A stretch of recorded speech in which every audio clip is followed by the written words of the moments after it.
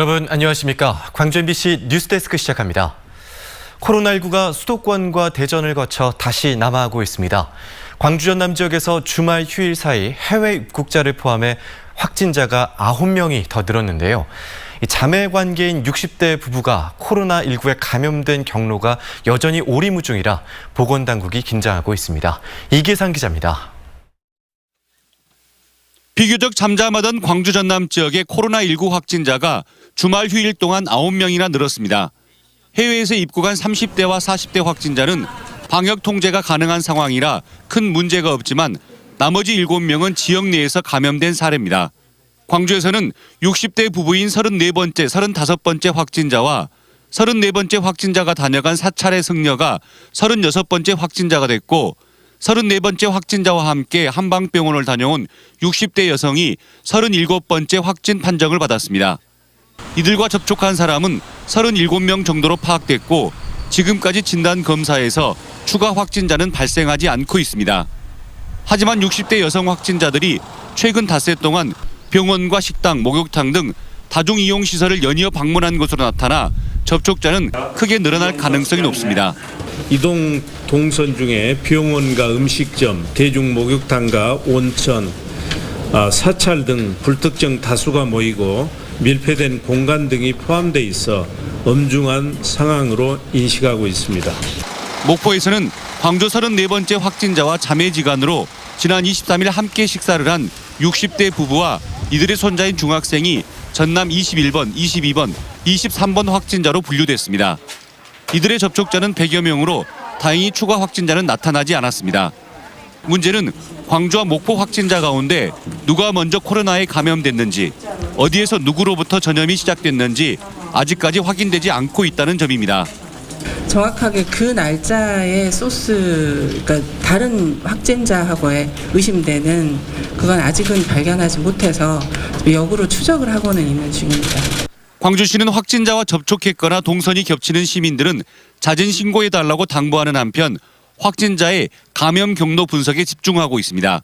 하지만 60대 부부 확진자의 최초 감염 경로가 정확하게 드러나지 않을 경우 지역사회 안에 조용한 전파자가 있는 건 아닌지 불안감이 커질 수밖에 없습니다. MBC 뉴스 이계상입니다. 한편 목포 코로나19 확진자 가운데는 10대 중학생이 포함되어 있습니다. 그런데 이 확진자는 다른 학교 학생들과도 광범위하게 접촉한 것으로 확인됐습니다. 교육당국이 목포 지역 18개 학교에 대해 원격 수업을 결정했습니다. 김한수 기자가 취재했습니다.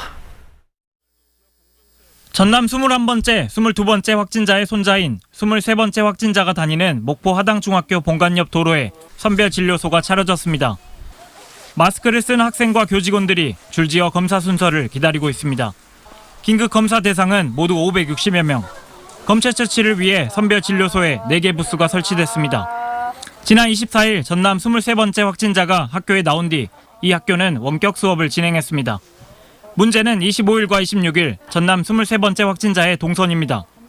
25일과 26일 중학생 확진자가 다녀간 지역아동센터와 권투학원에서 접촉한 학생은 모두 12개 학교에 48명으로 파악됐습니다.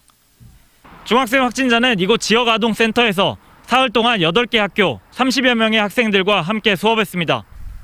확진자와 접촉한 학생들은 긴급검사와 함께 자가격리 조치됐고 현재까지 검사에서는 모두 음성 판정이 내려졌습니다. 지역아동센터 그리고 학원에서 접촉한 아이들 명단을 확보를 하고 해당 학교에 통보를 했습니다. 그 아이들 역시 검사를 받도록. 교육당국은 확진자가 발생한 중학교는 일주일간 접촉한 학생과 인근 학교를 포함해 목포시 하당, 상동, 오감동 이로운 초중고교 17개 학교는 사흘간 원격 수업을 실시하기로 하고 학생과 학부모에게 통보했습니다. MBC 뉴스 김한수입니다. 광주 군공항 이전 문제를 해결하기 위해 광주시와 전라남도가 정부 차원의 책임 있는 지원을 요구했습니다. 이용석 광주시장은 군공항 이전 문제를 풀기 위해 국방부의 책임을 강화한 법 개정과 이전 대상 지역에 대한 인센티브 확대 등 중앙정부의 지원이 중요하다고 밝혔습니다. 김영록 전남도지사도 군공항 이전 문제에 있어 가장 중요한 것은 주민들의 수용성이라며 지역에 대한 충분한 지원 대책이 선행돼야 이전 대상 지역 주민의 동의를 얻을 수 있다고 강조했습니다. 한편 광주 군공항의 소음이 얼마나 심각한지를 파악하기 위한 준비 절차들이 시작됐습니다. 국방부와 광주시 등에 따르면 군공항 소음 영향권에 들어있는 광산구와 서구가 국방부의 협조 요청을 받아 소음도 조사 지점 선정 사전 작업을 착수했습니다.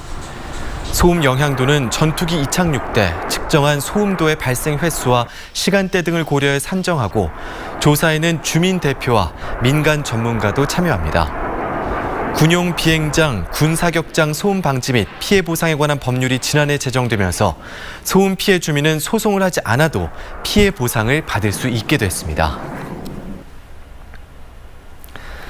광주 세계수영선수권대회 조직위원회가 대회 개최 1년 만에 해산 절차에 들어갑니다.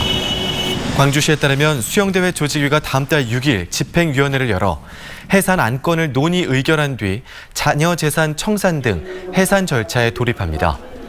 수영대회 총 사업비 2,400억 원 가운데 미집행 금액은 23억여 원으로 추산되고 세금을 납부하고 남은 돈은 체육진흥기금으로 사용될 예정입니다.